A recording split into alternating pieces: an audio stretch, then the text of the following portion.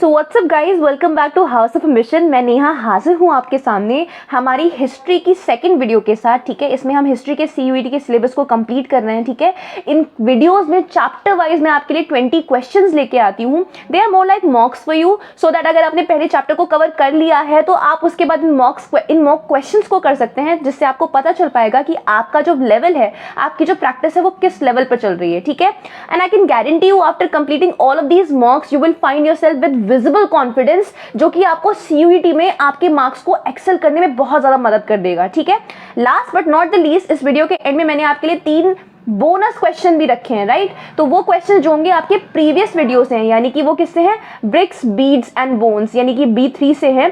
अगर आपने वो चैप्टर को अच्छे से कवर कर लिया है तो उन क्वेश्चंस को करने में आपको कोई भी दिक्कत नहीं होगी। बट इन केस अगर आपका वो चैप्टर अच्छे से कवर नहीं है, then you know where you have to practice. Right, तो without wasting any time let's move towards our first question. आज की जो वीडियो है जिस चैप्टर के बारे में है वो है kings, farmers and towns, the second chapter. Okay, next, in which language was Sangam literature written? अब ये क्वेश्चन भाई बहुत ही ज्यादा ना कॉमन क्वेश्चन है। ठीक है, ये क्वेश्चन हम 6th क्लास से पढ़ते आ रहे हैं कि संगम लिटरेचर जो है ना वो किसके द्वारा लिखी गई है? वो तमिलियंस के द्वारा लिखी गई है। This was written by Tamil poet. ठीक है, किसके द्वारा? तमिल पोएट्स। राइट, तो answer will be Tamil poet. Next, special officers who were appointed for spreading the message of Dhamma were known as। अब जो हमारे अशोका थे उन्होंने क्या किया था? एक स्पेशल किस्म के ऑफिसर को अपॉइंट किया था। ठीक है, उस ऑफिसर का काम क्या था? he had to spread the message of Dhamma in the entire kingdom. ठीक है, पूरे किंगडम में क्या करना था? उनको धर्मा का यानी धम्मा का जो मैसेज था उसको स्प्रेड करना था कि एनिमल्स को नहीं सैक्रिफाइस करना चाहिए, एल्डर्स के प्रति अच्छी रिस्पेक्ट रखनी चाहिए, वगैरह वगैरह वगैरह। ये काम जो था इस ऑफिसर का स्पेसिफिक काम था। इस ऑफिसर का नाम क्या था? धम्मा माता, नन ऑफ दीज, धम्मा गुरु या फिर धम्मा महामाता?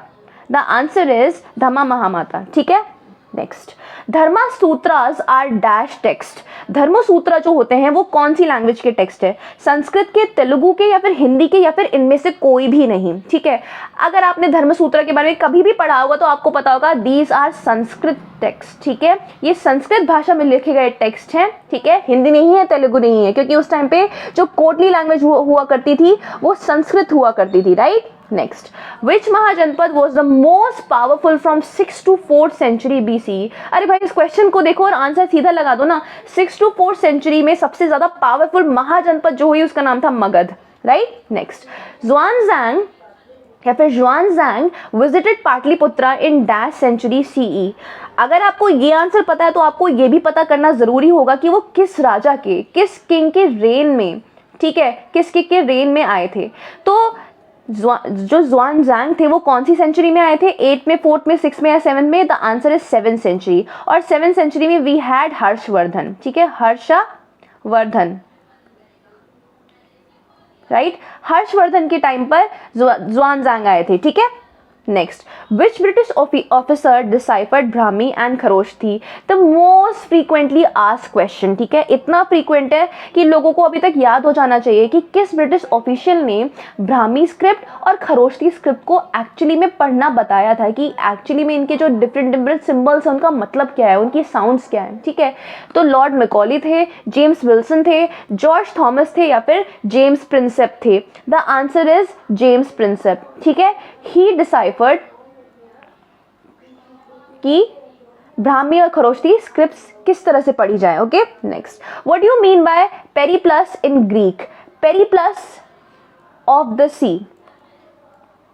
ठीक है, ये एक किताब का नाम है, इसको याद कर लो भाई। क्या नाम है? Periplus of the sea. ठीक है, अब ये जो है ये किताब किसी ग्रीक राइटर के द्वारा लिखी गई है। पेरिप्लस का मतलब क्या है? Boats and ships, acts of bread making, selling around या फिर बीड मेकिंग? तो आंसर इज सेलिंग अराउंड। ठीक है, क्या है? Selling around. ठीक है, पेरिप्लस का मतलब क्या होता है? Selling around.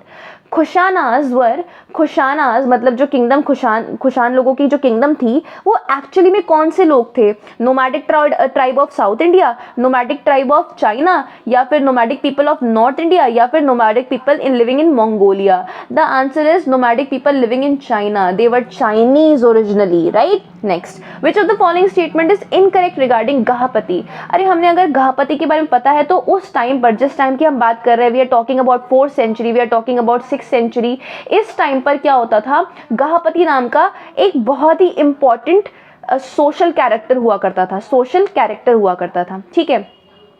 उस टाइम पर गहपति किस इंसान को कहा करते हैं, जैसे कि आज के टाइम पे पंच होते हैं, he is very important social character, right. पंच हो गया, पटदार हो गया, उसी समय पर उसी तरह गहपति किसको कहा करते थे, they are the owner, master और हेड ऑफ द हाउस होल्ड। घर के मालिक को गहपति कहा करते थे, बी और सी दोनों, मतलब फर्स्ट और थर्ड दोनों। They are the owner of resources, land, animals and other things. They belong to urban elite, वो शहरी एलीट थे या फिर वो सारे के सारे रिसोर्सेज के, जानवर के मालिक थे। तो आंसर जो है भैया वो ये है कि वो घर के मालिक को भी, और जो घर का मालिक होता था वही सारे रिसोर्सेज का भी हेड हुआ करता था। इसी इंसान को गहपति कहा जाता था। क्या कहा जाता? Gahapati. Okay, next. Dash refers to a form of government where power is exercise by a group of men. एक ऐसी फॉर्म ऑफ गवर्नमेंट जहां पर मुट्ठी भर लोग जो है ना वो पावर एक्सरसाइज करते हैं। क्या करते हैं? पावर एक्सरसाइज करते हैं। अभी जो पावर एक्सरसाइज जो हो रही है वो आइदर सेल्फिश गेन्स के लिए भी हो रही है, ठीक है, मतलब खुद के मतलब के लिए करी जा रही है, ठीक है। They are very much running the country on their own terms, वो खुद के शर्तों पे कंट्री चला रहे होते हैं खुद के फायदे के लिए, ठीक है। तो ऐसे छोटे से ग्रुप जो कि पूरी गवर्नमेंट को संभालते हैं उसको क्या कहा जाता है? ओलिगार्की, मोनार्की, ऑटोक्रेसी या फिर plutocracy. The answer is oligarchy, ठीक है। मोनार्की का मतलब क्या होता है? A king rules a country, ठीक है। ऑटोक्रेसी मतलब one person holds all the power, ठीक है। और जो थर्ड प्लूटोक्रेसी होता है, प्लूटोक्रेसी मतलब government by the rich people, ठीक है। अमीर लोगों के द्वारा चलाई गई गवर्नमेंट को हम प्लूटोक्रेसी कहते हैं। Okay, next. Which one is not a mahajanapada? इनमें से कौन सी महाजनपद नहीं थी? वत्सा, पांचाल, अवध या फिर कौशल, ठीक है। The answer is Awadh. Awadh कोई भी महाजनपद नहीं थी, इसलिए आंसर क्या हो जाएगा हमारा? कौशल, ठीक है, sorry Awadh. Study of coins is known as, सिक्कों की स्टडी को क्या कहा जाता है? फिलेटली कहा जाता है, न्यूमिस्मैटिक कहा जाता है, जेमोलॉजी कहा जाता है या फिर पेट्रोलॉजी कहा जाता है?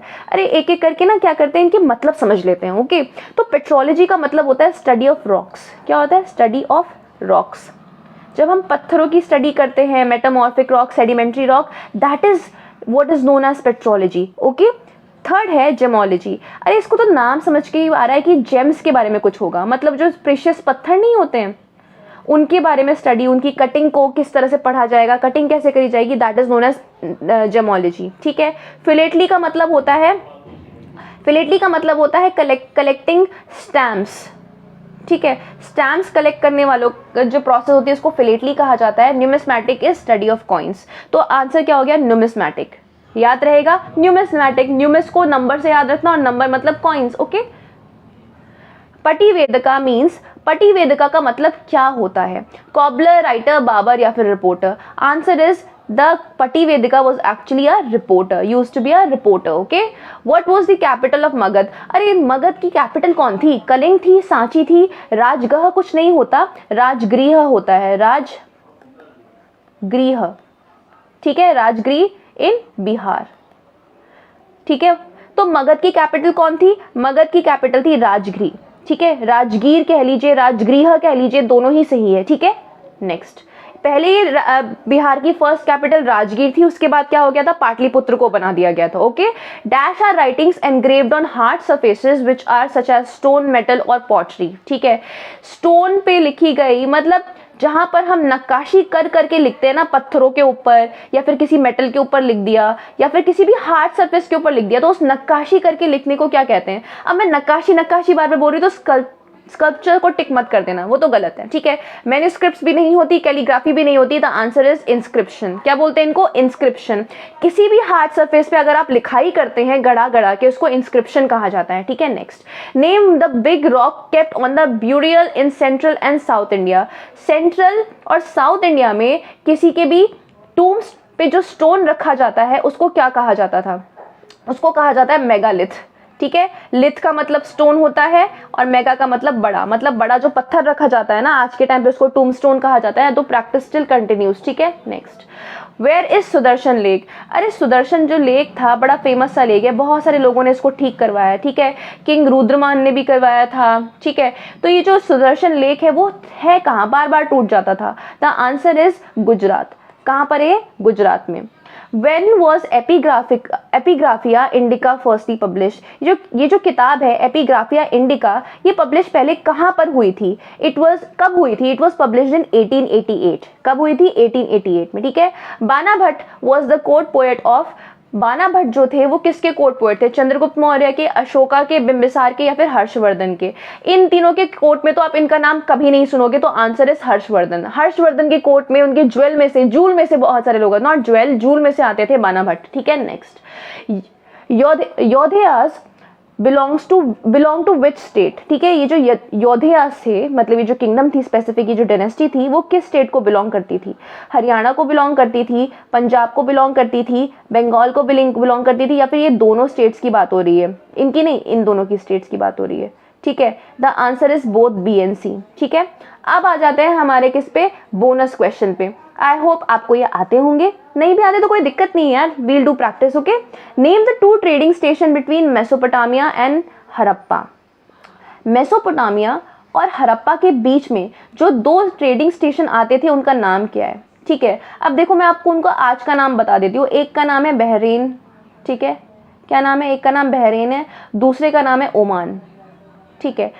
उस टाइम पे इनको क्या कहा जाता था? दिलमुल मकान, दिलमुल Sumeria, Makan Magan, Meluhha Dilmun. The answer is Dilmun and Makan, ठीक है। इस मकान से आप कंफ्यूज मत हो जाना, मकान इज अनदर नेम फॉर मगन, ठीक है। मगन और मकान एक ही है, ये वाला ऑप्शन आपको कंफ्यूज करने के लिए दिया हुआ है, ये दोनों एक ही बात है। Both of them actually meant Oman, ठीक है।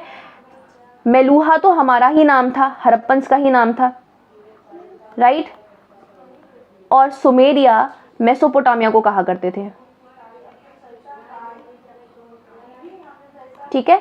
इसलिए आंसर क्या हो जाएगा? 2 ट्रेडिंग स्टेशंस कौन से? दिलमुन और मकान थे, ठीक है। Next, Harappans did not have the knowledge of which metal? Harappans को किस मेटल की नॉलेज नहीं थी? कॉपर, ब्रोंज, गोल्ड या फिर iron? The answer is iron. उनको आयरन के बारे में नहीं पता था, ठीक है, या फिर आयरन का यूसेज नहीं होता था उस टाइम पर, ओके। और बाकी सब मेटल का यूज होता था। Harappan civilisation belong to which age? अरे ये बहुत इंपॉर्टेंट क्वेश्चन है, ठीक है।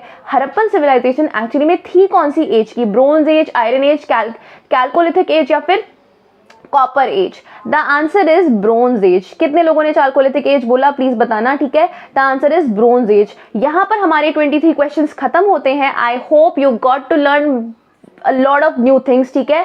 अगर आपको लगता है कि आपके लिए क्वेश्चंस बहुत इजी थे, right that down in the comment section और हम आपके लिए इन क्वेश्चंस का लेवल बढ़ा देंगे, ठीक है। अगर आपको किसी स्पेसिफिक चैप्टर पे वीडियो चाहिए, इवन इस चैप्टर पे आपको एक डिटेल्ड एक्सप्लेनेशन चाहिए, I can do that thing also for you, ठीक है।